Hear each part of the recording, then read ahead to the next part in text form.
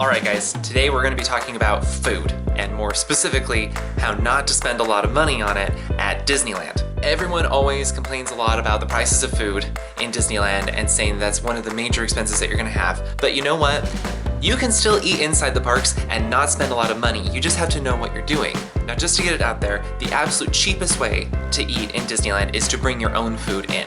But if you don't want to be lugging a lot of food around the park all day long, or you don't want to travel with all of it in the first place, that might not be the option that you're looking for.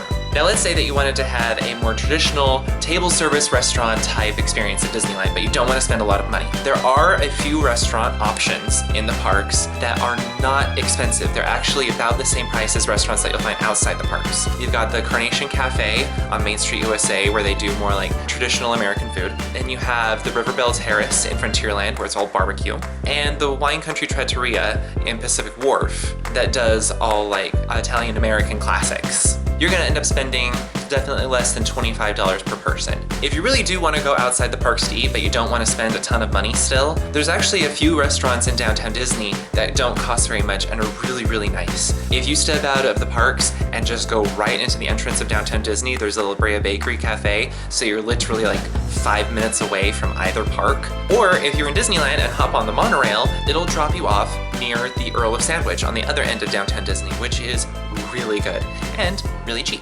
What you do need to be careful for are those quick service restaurants.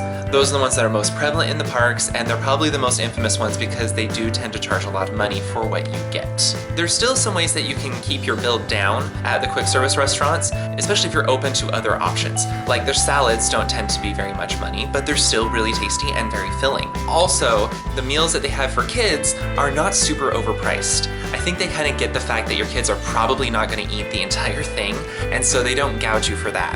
Be aware that there are certain restaurants that serve the same exact food for completely different prices. For example, everyone seems to know about the Monte Cristo sandwiches at the Blue Bayou in New Orleans Square, but the Blue Bayou is really hard to get a table at, and the Monte Cristo sandwich itself is $27.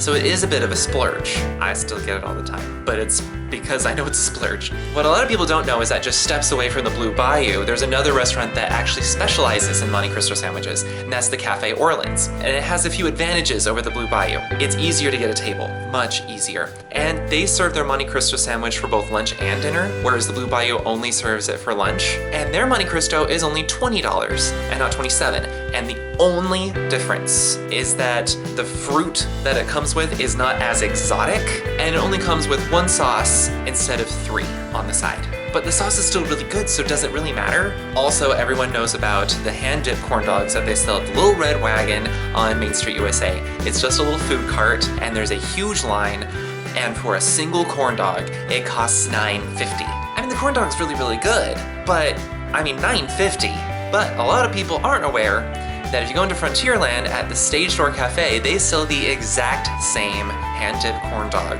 and it's $8.50, and it comes with fries. Which one am I gonna go for? I wonder. Lastly, there are a few quick service restaurants in the parks that operate differently from all the others. Most of them are like any other fast food place where you order and then you go to the counter and pick up your order.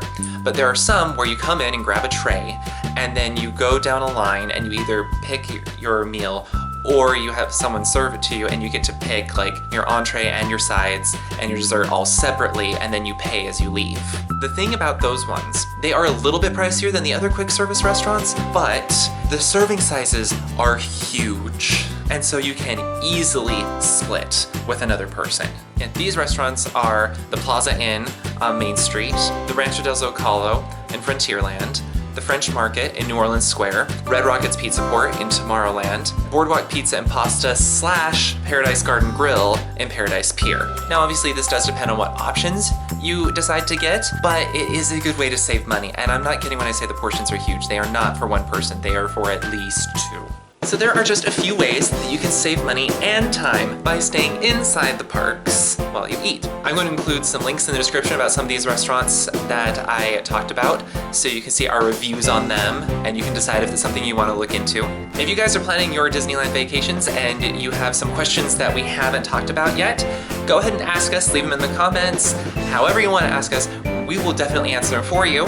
In the meantime, go ahead and give us a like, subscribe for more videos, and we will see you guys next week. All right, see ya.